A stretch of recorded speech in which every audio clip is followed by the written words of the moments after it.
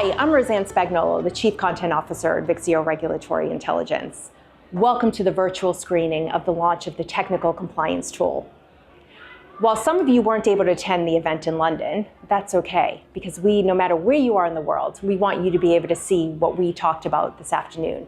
Really exciting stuff going on.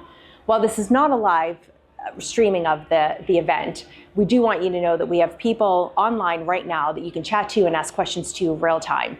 So without further ado, let's go ahead and take a look at the new Vixio Compliance Technical Compliance tool. So running on today, we've got James Kilsby, and thank you to Richard Bayliss of Playtech. And they're going to have I think we call it a fireside chat or interview, however we would like to label it. And they're going to talk about the pain versus potential around technical compliance. We're then going to be followed up by Stephen Lovell, who's down here with us today. And he's going to outline what's coming next with our technical compliance offering. And finally, our specialist was Roger Cowin. Some of you know Roger, and he will share what we've built and give you a bit more insight into what the tool can do for you. So most of you in this room, in fact probably all of you I think, will know Vixio. But a bit of a quick recap on why we felt we were positioned to help with our technical compliance offering. We cover 180 jurisdictions via our research function. We're covering 4 million data points, 1,300 regulatory authorities, and in 2023 alone, 685 of these bodies have issued updates that were relevant to the gambling industry. So that's what we do. That's been our day job for a number of years, and it's something that you, as customers or potential customers, have started to rely on. So we felt that we were in a good position to explore what really was technical compliance. So why are we here today? In short, you as customers had asked, and we listened. Over the years, Vixio has always sought to act on customer feedback, and I think this is a really good example of that. A consistent theme to that feedback was that we use Vixio daily to research and understand regulatory changes, assess new policy risks, market sizing, etc. But when it comes to the highly specific sort of area of technical compliance, yes, Vixio is a kick-off point, but I can't analyse them in the same way that I can with regulatory compliance. So what you'll hear about today is us taking on board and responding to this feedback, which we've heard primarily, although not exclusively, from companies that are within the online casino market, and especially so, say, over the last few years, that noise has become a bit louder. So that's probably no coincidence. In that time, we've seen regulation of online gaming spread from beyond just Europe to parts of North America and LATAM. So operators and suppliers are active in more regulated markets than before, and at the same time, you don't need to tell me this, compliance levels, including technical compliance, continue to grow. So all of that gave us what we thought was a good platform to go away and come up with a new offering. And as I said, you'll hear far more from my colleagues, but just some headline numbers around what we've done over the last few months. This has been an idea that's been in the sort of making for 12 to 18 months, but 2024 we really got to work on it.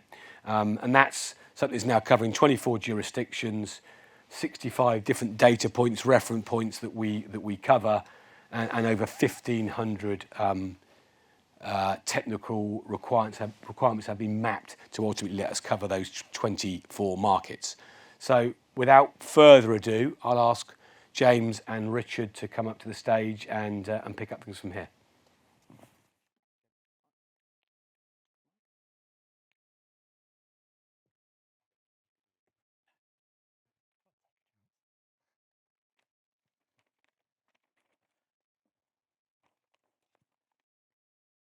Good afternoon, everybody.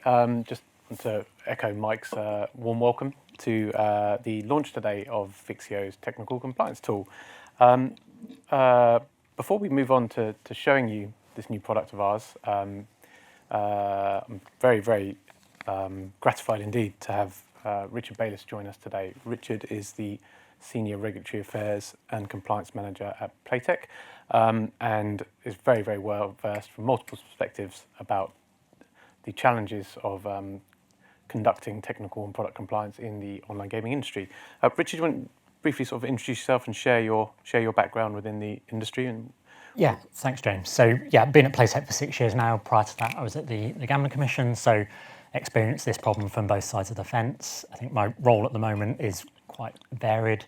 So deal with regulatory changes, particularly when it's a safer gambling element, which I think we're going to talk about the impact of that on technical compliance as well. So yeah, seen firsthand the challenges, especially with the growth of the online regulatory market, the number of different jurisdictions, and the sheer volume of changes that are coming our way at the moment, with no signs of that stopping. No, I mean, maybe sort of start there. I mean, in this room, Playtech doesn't need any introduction. Clearly, one of the largest and leading providers of various technologies and products for the online casino gaming industry. What are the biggest challenges that you encounter when it comes to technical and product compliance? So, I mean, I think the sheer volume is the one at the moment. So we're in probably 40 different regulated markets. Unfortunately, none of them are following what the other does. I think I spoke to my colleague Charmaine. We've seen it on the regulatory side, and at some point you hoped for convergence and harmonisation in standards, but that hasn't happened, and it seems incredibly unlikely that it ever will. Then the complexity that's coming in. So things started relatively simply, I think, in the online sector, but over time that's become much more complex. Regulators have shown far more interest and in the sort of specific detail of requirements and how they're introduced, particularly when you move that into areas about product and game design. The old days it might have been not even speed of play and stake limits. Those are relatively straightforward, but what you do with information to player, how you present that to them, how you track play across games, all of those different changes that are coming in, and like I said, none of them are consistent from one jurisdiction to the other, which particularly as a content provider, that challenge for us of trying to get as much content as possible into each and every market and having to do bespoke changes to those games just in order to make them compliant is a huge cost. There's big markets, there's small markets, but we've sometimes got big operators in relatively small markets. So, we've got to try and suit the needs of the market and our licensees. And you mentioned you've been at Playtech for 6 years now. Yeah.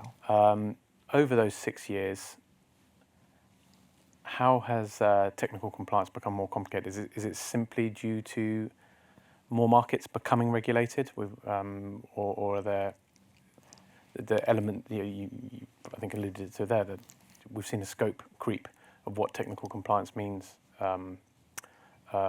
in established markets? Yeah, it's those two compounding problems. I think more markets with more complexity, and then further compounded by the frequency of changes. So it might have been that we'd deal with changes in a jurisdiction. We might do one jurisdiction per year, 2 if we're unlucky. Whereas now we've got changes that are happening at the same time. We've had a delay in the UK on tiered staking. We've had affordability checks come in. We've got huge Netherlands changes coming in very, very soon, and having to sort of increase capacity to deal with more complex requirements, have teams working on multiple projects at the same time, which then increases the need to get things right and get them right quickly. Identify what the real pain points are, and then work out solutions to them. Where do you need to get further advice from? Is it even possible to get further advice? Because the speed that some of the changes happen at, UK was generally, you might get 6 months implementation. Elsewhere you'll get 3. That really pressures you on the delivery time, and especially when we've then got to get operators to test on their side as well. So yeah, the speed that we have to operate at now is a big problem. And then obviously, I'm assuming compliance can't act in isolation. How do you within the compliance team, what does it look like in terms of how you farm and manage information across the business? I'm assuming that the interdependencies as how you achieve compliance here. Yeah, it is, and as the changes get more complex, we've got different challenges on translations. How accurate are they? What's the point of truth? how do you translate that to your colleagues that are more technical minded than a regulator like me? I'll explain it in very airy-fairy terms and not be as precise as they want me to be.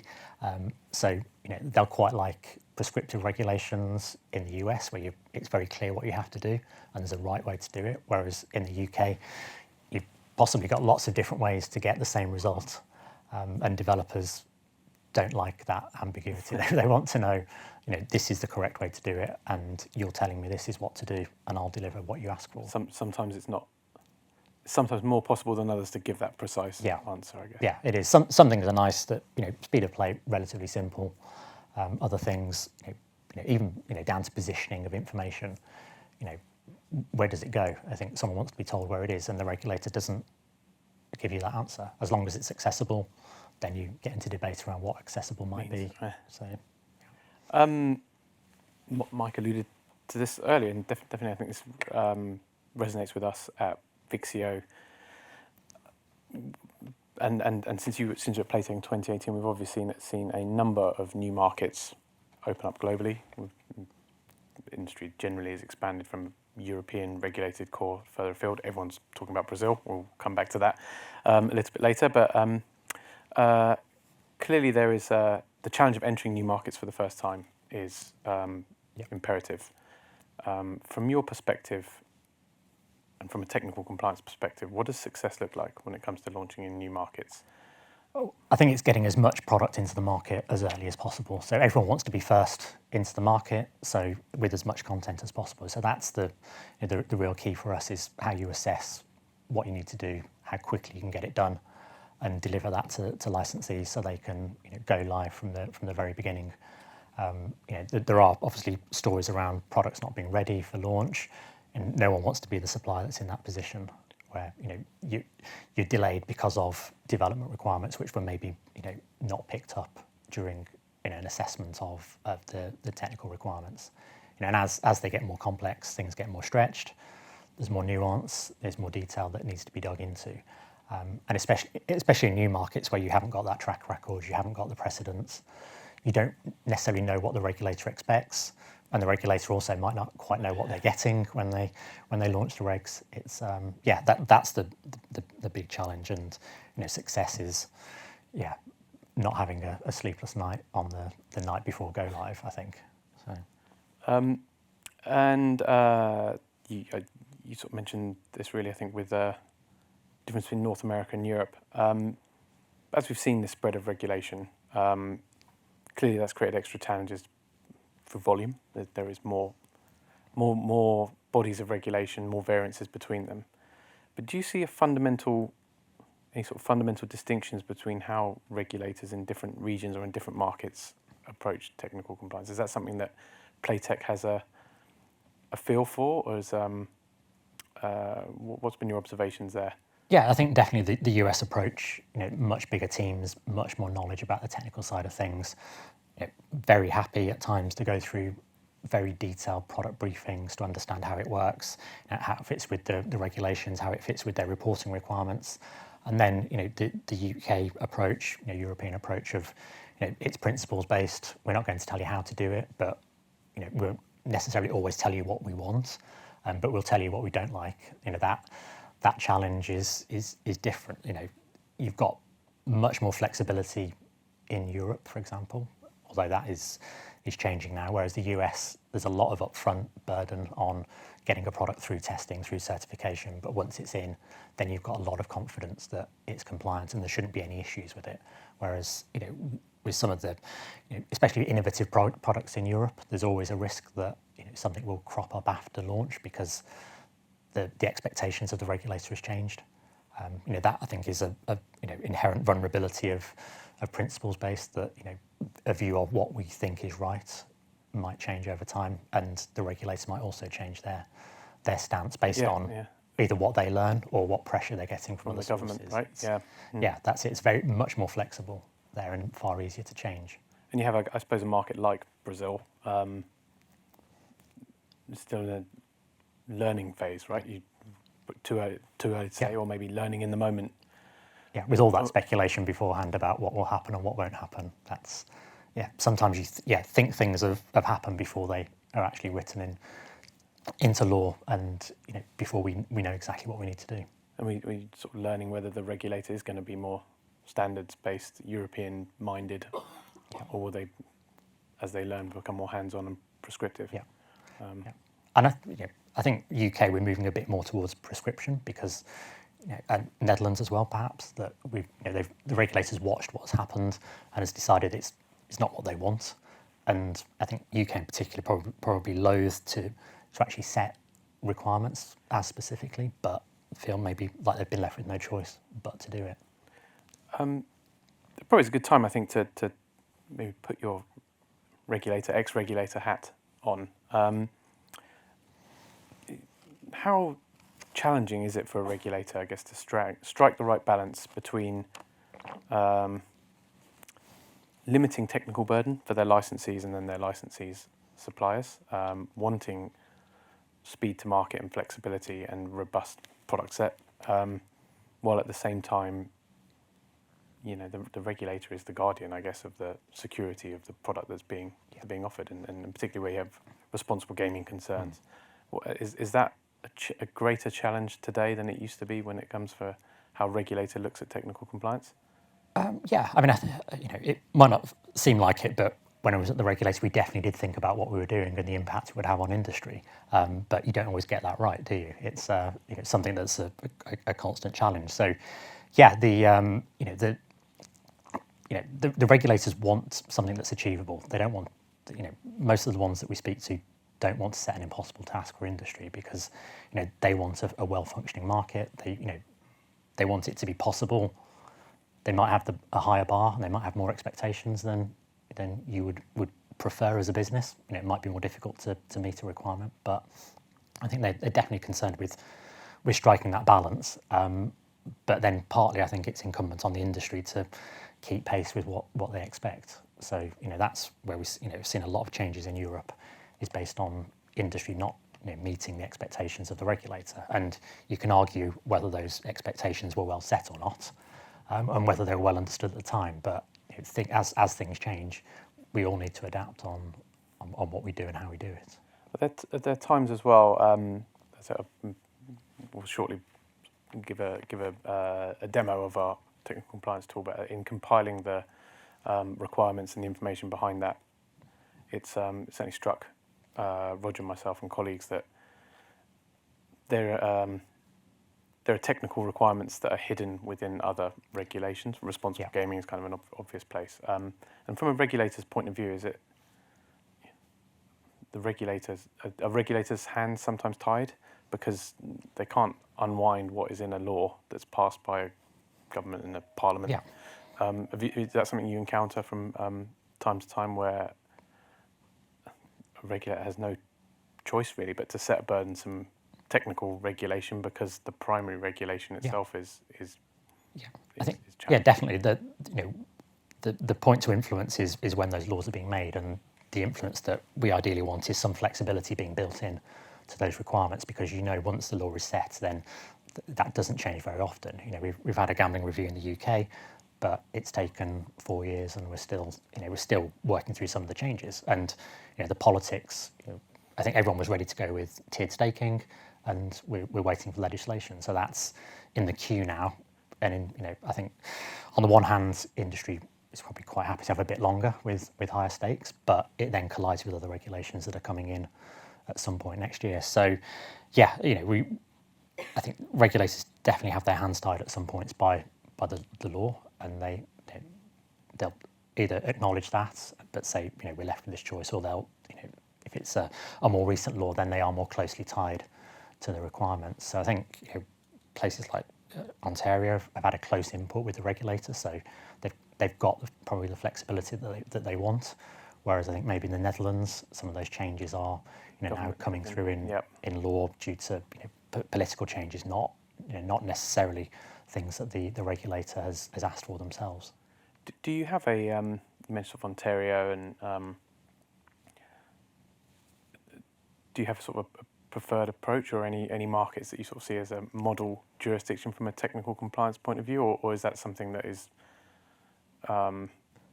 arbitrary, even if you did, because I think there's always bits to like from lots of different jurisdictions. So, I think having flexibility on products so you can innovate within the framework, that's helpful. When that runs up against reporting requirements that weren't designed with a new product in mind, that gets really difficult because you've then got an innovative idea that you see demand for, but how on earth do you make it fit with the regulations? Prescription is useful at times when it's the prescription you want. That's always the argument, isn't it? You please tell me what to do, but as long as it's not that, because I don't want to, I don't think we should be doing that. So, guiding what you should do, ensuring a level playing field on certain requirements is quite good. But yeah, at the same time, you want to have the best of both worlds, where you're not taking away that ability to innovate and have some flexibility. Especially as things get more complex. And working on older systems, are they as configurable as you'd like them to be? No, they're not. But that is the nature of the beast. I think that as regulation is changing and getting more personal, more tailored, you've got to adapt how you offer that and find ways to work around it. So. And I guess with Playtech, certainly would not be unique to Playtech.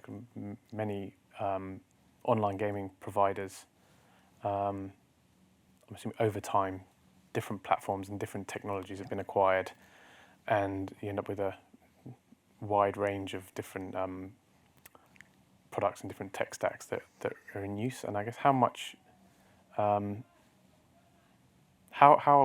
do you need to be reactive to technical compliance versus trying to be proactive, and do you have to make technology fit certain holes, or are you able to build for different technical compliance models from the ground up?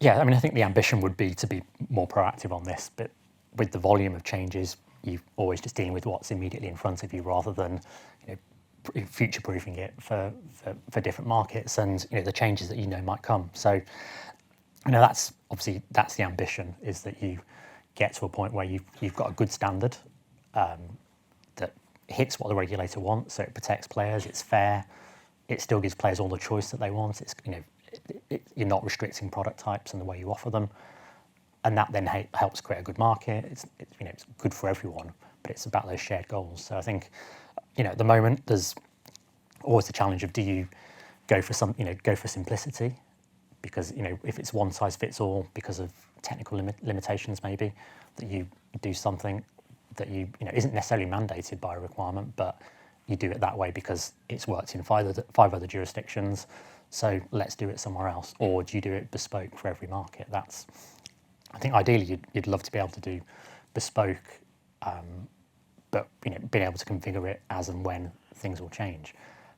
But yeah, it's when you've got different studios, different tech, having to retire old products because it's just not, there's not the resource or the capacity to update them. That's always disappointing for content teams, that they lose good games because of the inability to support them for longer. We've spoken about new markets, and I think I say that Brazil and Peru are sort of incoming, and then you have Alberta in Canada and Ireland and maybe New Zealand, and there's sort of I do think we don't be seeing any change of complexity in terms of new markets coming along. I think most people would surely agree new regulated markets are fundamentally a good thing. Yeah. Probably would like a few more in the US, please. Yeah. Would be a view of the online gaming industry. Then on the other sort of the dual challenge, you mentioned that there's more complexity in established markets. Is that something you're anticipating that's going to continue? So again, I think political pressures around responsible gaming are sort of driven change in the UK, driving change in the Netherlands. Ultimately, is that something that the industry should expect will continue to roll out over the next few years and continue to have a technical compliance impact? Yeah, I think we have to expect that to happen. It's more markets, more changes. You see the pace of change. UK has evolved it seems quite quickly, but actually relatively slowly when you take a look back. 2007 when it all started, whereas the Netherlands has gone through that process very, very quickly. Like 3 or 4 years. It's got to the point where the UK is now, and exceeded it, I think, in terms of complexity and level of intervention in a third of the time, I guess. And it's what happens in the US. Does it still go state by state, or does some sort of federal law supersede that? The Safe Bet Act doesn't.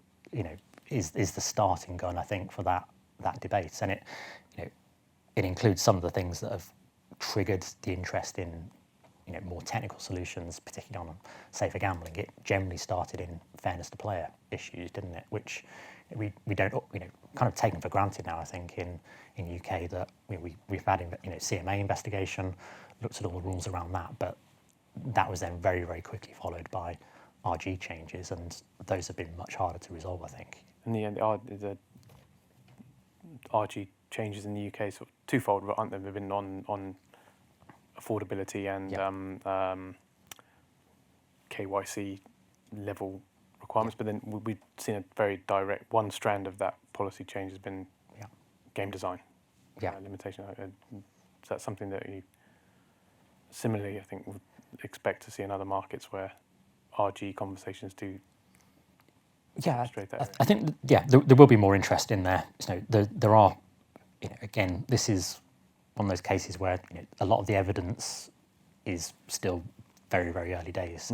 Look at some of the changes in the UK, which were then copied in Ontario, about celebrations. But we really struggled to discover some of these games that had these celebrations that were so egregious to the regulator, but the changes were made nevertheless. So changes that are built on theory rather than practice are quite difficult to manage. It's almost do we have evidence that we're not doing this, and will the regulator understand it? Whereas when you've got other elements, information on cost of play, time spent, they seem to be quite sensible, but quite difficult then to implement on games, aren't they? So if it's just a game specific elapsed time, if you're flicking between 20 games in a session or 2 games in a session, does that enable you to keep track of the player? So does it have that RG effect that you want? And is where do you draw the line between the game and the platform? So the platform is reliant, is responsible for a lot of those different elements. The game itself could be relatively basic. What are the changes that you make to games? Is it autoplay on or off, turbo on or off, speed of play, stake limits? Otherwise, you're then getting into banning certain features and certain behaviours, which, I don't think there's any evidence to say that a particular type of free games is either safer than another one or not. So. Well, thank you very much for sharing your expertise with us. We have time for questions. We can take some questions now, or return at the end.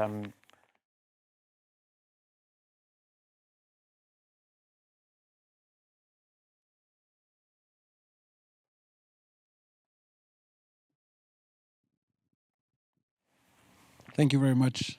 Thanks for this presentation, James and Richard. Richard, a question. I think we're amongst friends, and the only journalists here are Vixio, so should be all right. What do you think? What would you say is the most difficult for you as a schizophrenic compliance officer, as we all are here? Is it to influence the company with its technical preferences, habits that it has, and that is usually very difficult to adapt to those regulations that are not necessarily influenced by you? Or is it more difficult to influence the regulators to make them understand the need? Which one do you struggle the most to? I'll be a regulator and sit on the fence and say they're both really difficult. So Good answer.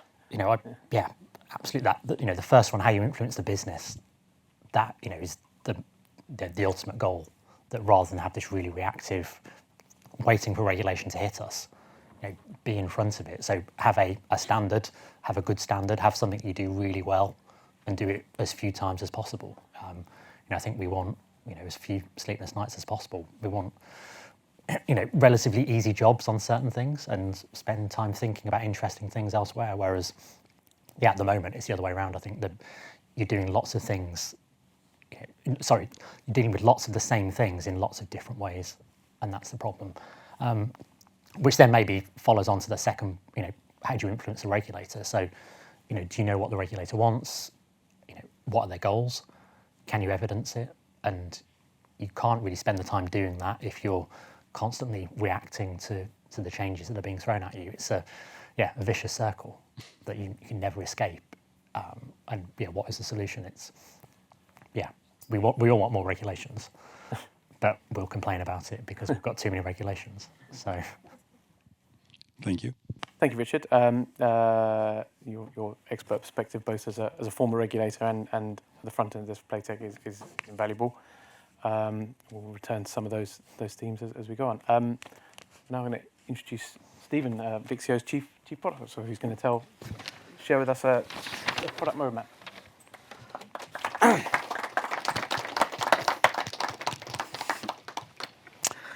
Thank you both. I've just got to work out how to use this. There we go.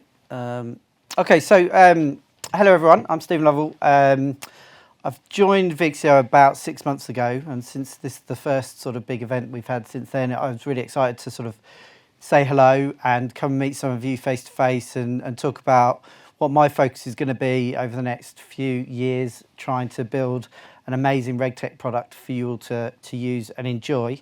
And I think that's what drives me on. I've been in product for about, I don't know, I've lost count, over 20 years now.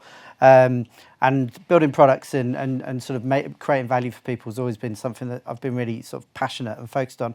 I even spent 8 years at Paddy Power building out their sportsbook and casino and poker games. So I have some experience of this space, although just working on the technical compliance project, it used to be a lot easier than it is now to do this, I think. So I think I was in there at the right time. So I've had my head down since I joined, working on this project and making sure that we got it out of the door. And I'm going to be talking a little bit about the roadmap for that.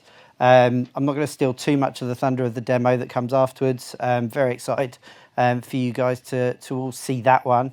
But every day since I've joined Vixio, I'm learning a lot more about what your needs are in this space, both in terms of the information and data needs that you have, but also in the processes that you work through and the tasks you have to complete.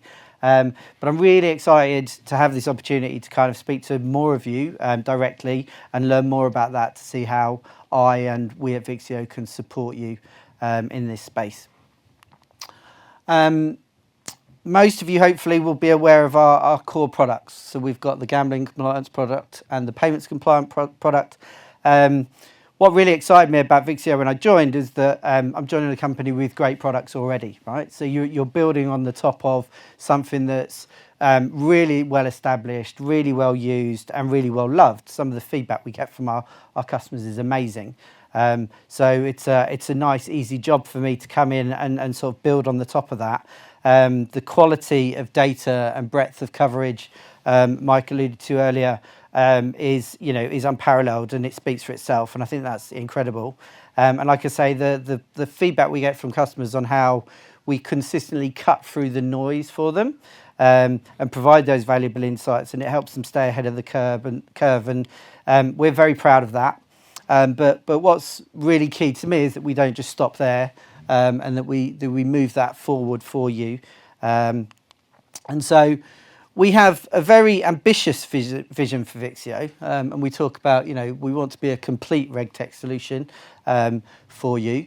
And we talk a lot at Vixio about analyse, anticipate and accelerate, and how we can do that and help you do that in your everyday work. And as we heard from Richard, almost to the point of turning compliance into a strategic advantage for you. So if you can do that really, really well, you can get product out quicker, and you can get there faster. And that's a really exciting angle for this. It's not just about, here's some information, go and do it. How can we actually make everyone go faster? So we've already developed very robust tools like horizon scanning, watch lists you can sign up to, deeper insights, country guides, licensing requirements, many, many more. But we want to go even further than that. And so technical compliance is really a first step in that direction. But in 2025, we're going to work even further towards that to try and make data and information a lot more actionable for you directly from the Vixio platform. And what we want to do is turn insights into actions pretty seamlessly at that point. So sneak preview, there is a demo coming up, so I'm not going to talk too much about the features and functionality. But like I say, this is the first step in sort of making our information and data a lot more actionable for you. Designed to help accelerate that compliance process by breaking down complex regulatory data into granular, actionable points. We've dissected the regulatory requirements for online casino games into over 2,000 data points covering 24 markets. We focused on the largest regulated markets in Europe. The map up here shows you the coverage we've got. So in Europe, North America, and Latin America. And that includes key markets that are on the verge of regulation, like Brazil and Peru. So we think these are the most strategically important regions. But like anything in Vixio, we're more than happy to talk to you and hear what you think our priorities should be. Where should we go next? And what should we look at after these ones in terms of focus? And it doesn't stop there. We've got a very, very strong roadmap for additional data and coverage that's coming up for the rest of this year. We did an initial beta version of this product about 3 months ago, and some of you would have helped us out in that process, refining that into the product you see here today. And part of that was around coverage.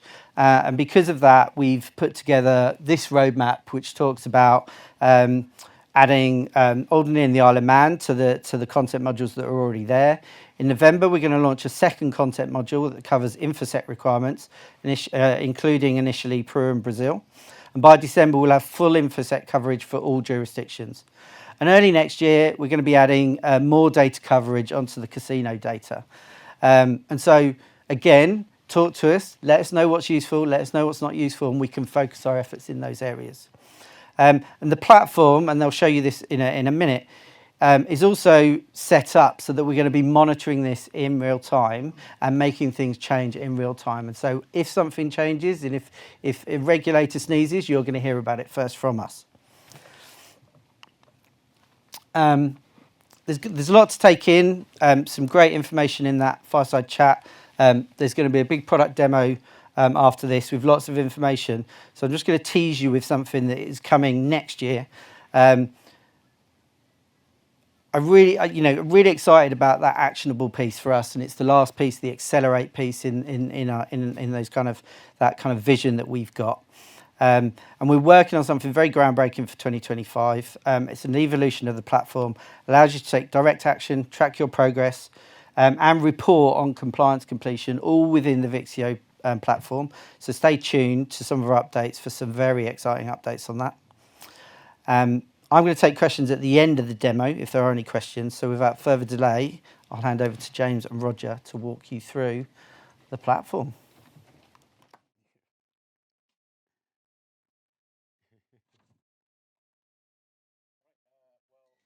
Hello again. Before we show you Vixio's technical compliance tool, I wanted to introduce you to Roger Cowin, who joined Vixio as our technical compliance specialist in January. Roger, we heard from Richard about some of the challenges associated with technical compliance. Based on your background and previous roles, fair to say, I think you'd endorse them, and they've been top of mind, haven't they, as we've developed this product? Yeah, absolutely, James. So my background has been games compliance manager with Bayliss. I was senior technical compliance officer with microgaming, and also on the kind of techie side, on the product side. And the key thing is, it's understanding what the changes are, what the implications of entering a new market are, what the gotcha characteristics are for those markets, and also the regulator updates and what does that mean? How do we implement those? How do we meet the deadlines for that? Okay, so what you're looking at here is Vixio's brand new technical compliance tool. With these challenges in mind, the ones that Richard and Roger have spoken to today, we have, Roger and his team, we have retrieved the applicable regulations, standards, laws, guidance memos, bulletins, etc., from each of the covered 24 jurisdictions.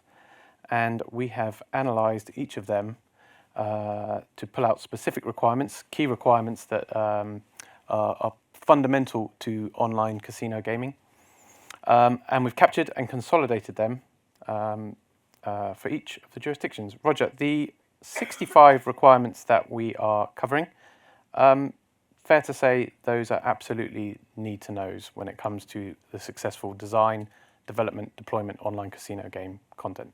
Yes, absolutely, James. So in my past experience, what we found is you need to know what's got to be certified by who, what approvals do you need to get, what are permitted and restricted games features, and what are the kind of requirements to game help as well as the platform requirements. I mean, you can see on the screen here, the tool allows a user to select any combination of these covered markets, and then very easily evaluate the similarities and differences between those jurisdictions from a technical compliance perspective, to see where a specific requirement is in place, where there may be an actual prohibition on a functionality or on a game feature.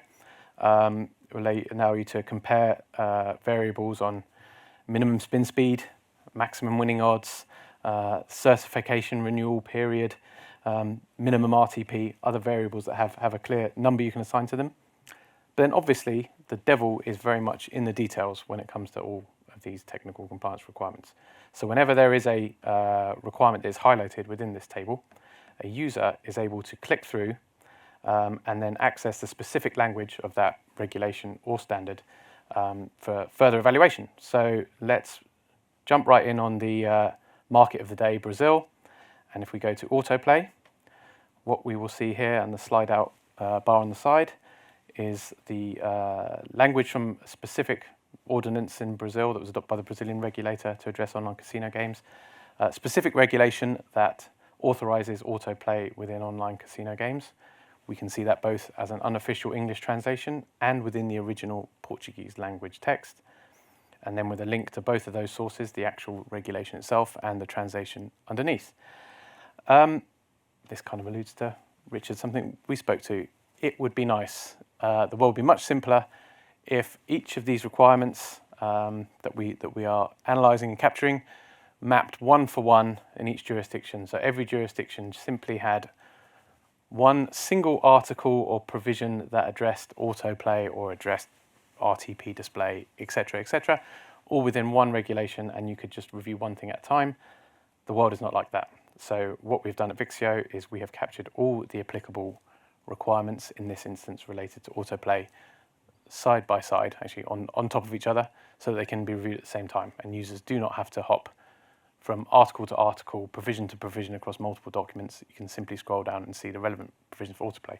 Again, getting to a theme that we spoke about, Richard, there is a very specific regulation on autoplay in Brazil, but there is also a nugget buried within a responsible gaming ordinance that similarly addresses autoplay. Vixio's approach has been to take a very broad analysis of each of these jurisdictions and gather in all requirements from all the relevant regulations and documents instead of exclusively focusing on just one. That also gets much more complicated, I think, in those jurisdictions that are highly prescriptive in specific areas. Again, I'll keep coming back to Brazil as it's a very topical market. The nature of Brazil's law has meant that the regulator is focused very heavily on showing the requirement to show the minimum RTP in a game and what is displayed in the game help requirements, pay tables, etc., just due to a sort of a statutory restriction where the regulator's hands are tied. For something like game help in Brazil, again, we are able to see multiple regulations again in English and in the official language stacked on top of each other. So there is no jumping around. no confusion, and no fear of missing one requirement here. Roger, this reminds me. There's something in here that attracted your attention, right? Within game help specifically in Brazil that Yes, you the and your game team help for surfaced. Brazil. There's a little gotcha in there, I think, if we're not careful. So there's a requirement that it's actually part of the critical file set for game help and pay tables. So yeah, that could be a potential gotcha depending on how you implement your game help. Because it requires change the game help. You need Change another your game help, certification. change your critical files could trigger a recertification. So there's a definite risk there. Within the tool, we have added specific functionality to enable the more easy comparison of requirements across different jurisdictions. If I click on export, I can export this table or any other version of it. We can expand to include additional markets and remove them all within one. But the click of a button can export this table into Excel, then can use that to mark up the table with your own comments and supplementary commentary, share it with teams to facilitate the interaction and understanding of the requirements. One of the challenges that we have spoken to is around the fact that this is not a static landscape and these requirements and standards are subject to change. Roger and his team are actively monitoring each of these sources, each of these jurisdictions in real time. So when there is a new regulation, when there is a new guidance document, using a combination of monitoring software and layers of manual checks to capture that as soon as possible, we will be maintaining and updating this information. And users that choose to follow certain jurisdictions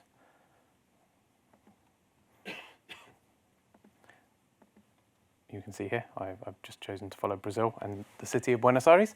If you choose to follow a jurisdiction, when those changes are made and our information is updated and requirements change, you will get a email alert specifically telling you there's been a change in the technical requirements in Brazil and which category has changed from what to what.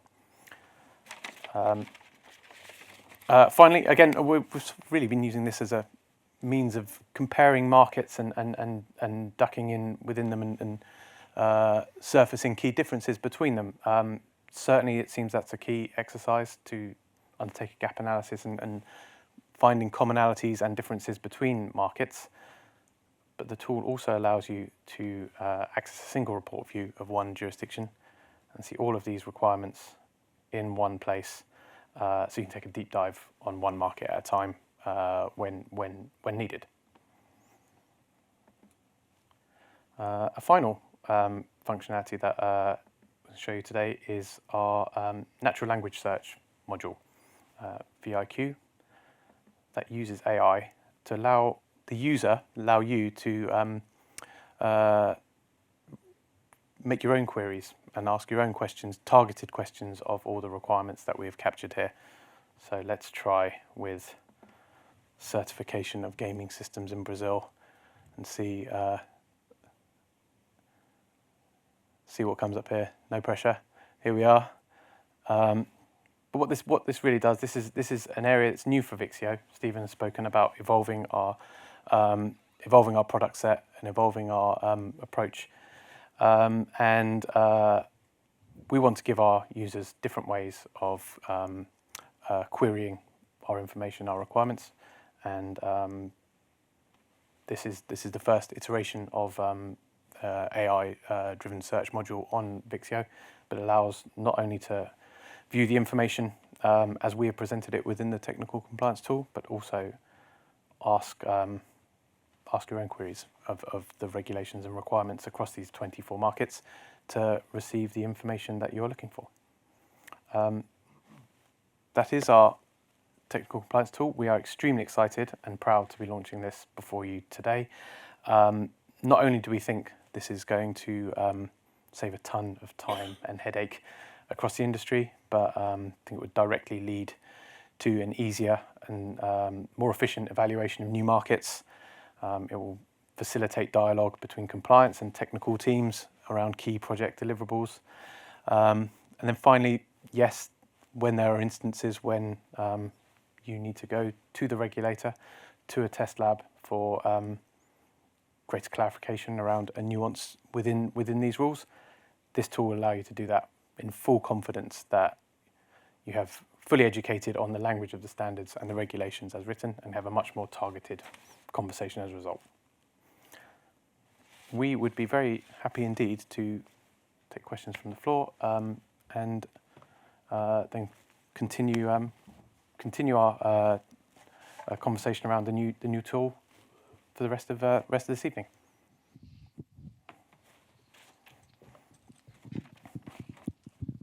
Thank you very much. Thank you guys for the run through. From some of the demos that, so just to say I'm from Vixio as well, key account manager here. From some of the demonstrations we've been through and introducing to clients, obviously we have the binary yes or no's, or perhaps the gaps where things are left to business decision and risk. Just on some of these as well, I know the asterisks for what's coming and also the I are really important. Could you just go through some of those for our guests? Absolutely, yes. So you're seeing in this the tabular form, there are certain these categories, then it is possible to give a yes or no answer. Very clear that autoplay is not allowed in Ontario, and slots games in general are. But absolutely, there's not. It's not always possible to give the yes/no answer. You will see in instances here there is a no star or a yes star. That is our caveating an answer within this table that sort of indicates a no, but there is another layer to the answer, and we're capturing additional information that gives extra context to the answer. And again, as we've combed through all standards, regulations, guidance, etc. for these jurisdictions, sometimes there is not a very clear regulation that directly addresses the requirement, but we have found a regulation that absolutely should be consulted to get your answer. So server locations in Brazil, that's not a straightforward yes or no answer. We have given the I as an indicator that there is no yes or no answer, but there is a regulation or a requirement that you should consult, and we've captured that, and it can be reviewed here.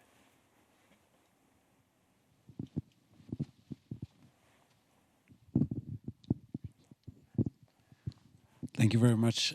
First of all, congratulations on a really clean, neat, and very promising product, and on continuing to drive innovation in the regulatory world. We need it. So thank you for doing the job. I have a few questions here. The first one that comes to mind is, I've been working with operators, B2C providers, B2C operators, B2B providers, mixed of everything. Usually when we approach those questions, there is categorization of the audience. I am an operator. I might have some technical requirements from the operator side, or I am a provider and I might have my own technical compliance. Did you consider or do you consider organizing also the information per this categorization of license holder, if we can call it like that? Roger, I'll take a stab and pass over to you, but yes, consideration for sure. And there are some jurisdictions, right, that do this very neatly in their regulations already. Ontario seems to be a favoured market for quite neatly categorising its regs to what applies to suppliers and what doesn't, operators. We have not directly delineated them within our product at this stage. It's certainly feedback that we have heard, given thought to. I think that the challenge with doing that within the technical compliance tool at this point is exactly to the questions that you raised. There is sometimes a grey area between which requirements do apply to an operator, which requirements do require to a supplier, which apply to both. And I think our concern with doing that is we want to be comprehensive and give the full kind of full rundown of these relevant categories, and we wouldn't want to arbitrarily filter those that seem to apply to supplier and seem to apply to an operator, and filter that incorrectly so that there would be missing requirements. I think the challenge of the question is the challenge of so it will be the responsibility of the reader to decide that this applies to me directly, or this applies to my third-party providers, vendors, or my operators if I'm the supplier. Yes, and obviously with the appropriate guidance to do that. But I do think the advantage of this tool and enabling that is the efficiency of being able to go in and out of the specific requirements and then do that, perform that diagnosis in an easy way by looking at all of the requirements that address the particular category in one go, and looking at that line by line, rather than marking up a long, a 60-page law and then a 60-page set of regulations and a 100-page technical standards. I think we're facilitating doing that exercise in one place, one requirement at a time. Can I add 2 more questions, please? Thank you. I love the follow and update, basically, functionality. In the details of those yes, no, and the follow of the updates, would you consider also adding, if those requirements and the sources that you are relating them to, and that brings back to a topic of your discussion with Richard, if they relate to law, to decrees, to technical standards, etc., so that the reader could sort of identify a level of strength of the change. This is a level of how to approach, to influence if they want to change that. This is a requirement from the law. I have no chance to have it changed in the next future, or this is a decree. Actually, we can take it as an element of potential influence and so on. Just a suggestion. No, that's a very good one. It's exactly the kind of, frankly, why we want to take the approach of sharing this with the industry and receiving feedback, because it comes back to Richard's point. I think some standards are set in stone, and to change them will involve amending a law, going back through Parliament, whereas in theory, a technical standards document is subject to change and influence at the regulatory level. We obviously do at Vixio, through our core gambling compliance product, continuing to monitor and flag new laws, new regulations, the adoptions of technical standards, and there is a flow between that core product and this one, where, frankly, I think we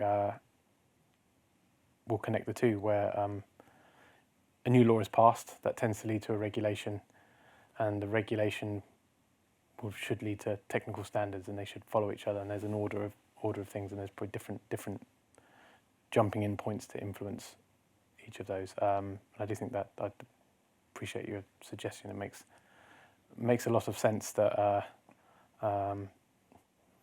they say with the law, better get working to how you're going to follow it. Whereas is the path of least resistance of following a technical requirement, not to actually follow it, but to try to change it. I guess that's the crux of the challenge there. Or give ammunition to reach out to tell the technical teams that, guys, this is hopeless, or this one actually we can consider maybe doing something. Yeah. No, appreciate the suggestion.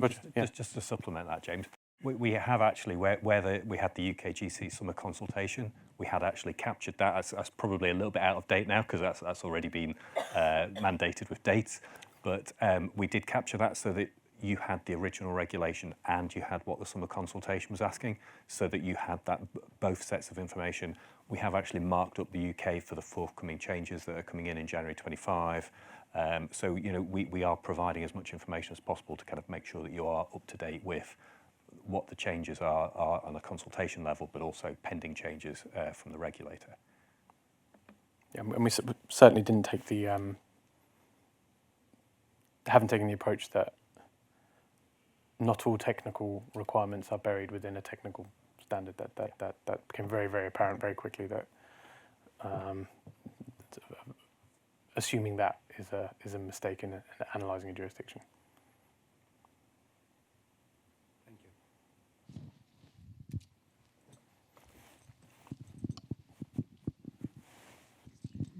Just a couple of questions. So I think one you've partly answered just now, but one is when you've got new regulations coming in, what sort of turnaround time are you looking at to get them published on the site?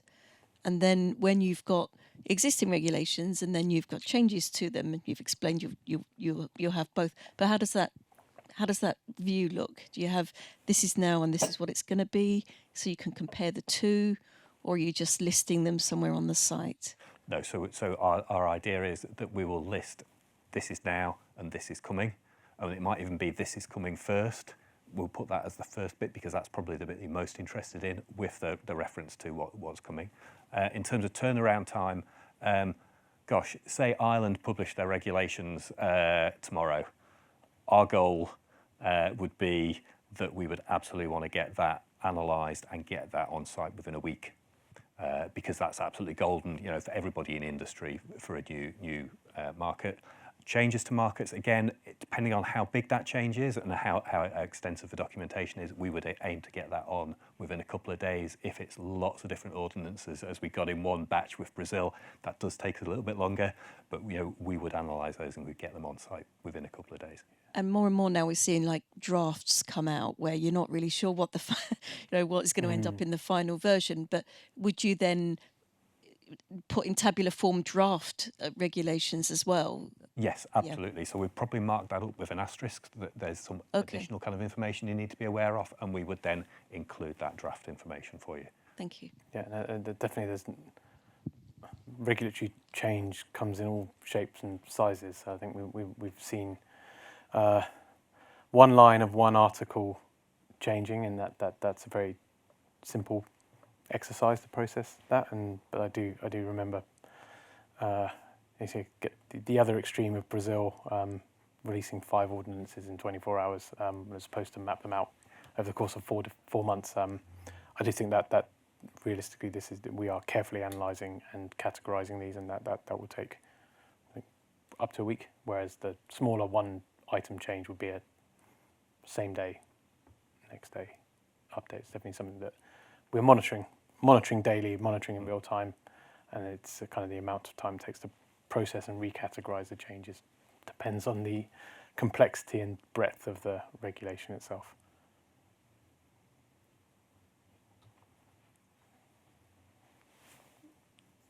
Hello. Really just to echo as well Jeremy's comments about how good a product this is and looks, and should be really proud of yourselves. Very excited to use it. I guess just looking for at the future, you have in the table kind of set data points. I know you're looking to expand the markets that you cover. Would you be looking to expand on those data points that you touch upon as well? So expanding across to things like KYC, AML, geolocation, things like that you often see in the regulations as well, and not keeping it just to gaming compliance, game slot compliance. Yes, is the short answer. What we think we have today is, and Stephen alluded to this earlier, we took on board some initial feedback that information security requirements are also fundamental when it comes to new market entry. I think you have testing and certification requirements on that end, just as you do for game content. So information security is kind of a forthcoming module that will be added to this. We do anticipate covering additional markets based on regulatory changes, in Ireland, for example, as and when that comes along, or frankly, based on sort of consistent demand to add to these 24, which do cover the largest and most strategically important. We So we think we have a compelling product today that serves the need of particularly B2B suppliers, but also operators within the online casino gaming space, right? So companies that are constantly evolved, daily, weekly, monthly, developing, deploying, and recertifying games. I think that is a cycle. And Luke, Roger, you past life directly involved in that. That is a ongoing need, and we think we've addressed that need today. Very gratified that seems to be a product that resonates well, and a concept that resonates well, and we will take feedback from our clients around a roadmap for next step. We certainly do believe, and I'm very confident that we could apply this same approach to KYC and some of the other areas that you mentioned. So certainly we'd welcome the conversation, your feedback and viewpoints into that. But I think that a very selfish request to add more. We welcome them too, so that's good. Fab, thank you. So yes is the answer, but I don't think that within that loop, within that realm of constantly needing to redevelop and redeploy game content, which is an ongoing loop, we do think what we have today fits a need for that specific compliance function.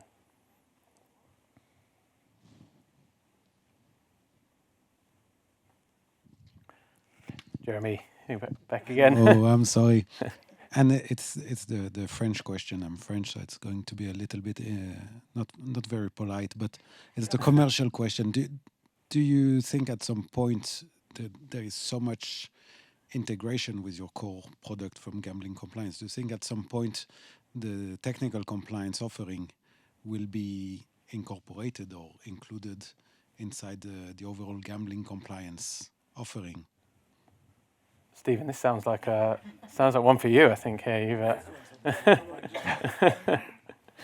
Yeah, put me on the spot. Thanks. So I think that when I joined, sort of the first thing I did was sort of reviewed all the user experience and sort of think about the future products and everything we're trying to add. And we are thinking about, and no concrete plans on this, but we are thinking about how do we bring all this together to create an experience for the users to make it super simple and super easy.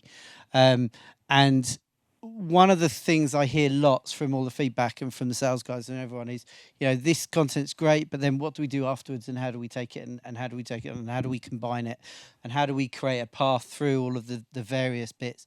So it's on my mind. I don't have the answer for it. We're working on a few bits and bobs. Commercially, you're gonna have to talk to someone else. That's not. There will be some interesting conversations about that and how we make that work for everybody. But my job is to try and make it easier for everybody. So I'm super interested on hearing any ideas you might have or feedback you might have on that.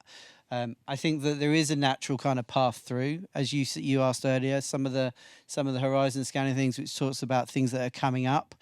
It's kind of upstream of this. And then this is kind of cemented, locked down, and you're kind of in that cycle that James is talking about. And I think we need to think about that whole sort of end-to-end jobs to be done and user flow that you guys do every single day and make the product to fit that. And that's my job. So hopefully I can bring you some exciting news on that over the next few months. Thank you, Stephen.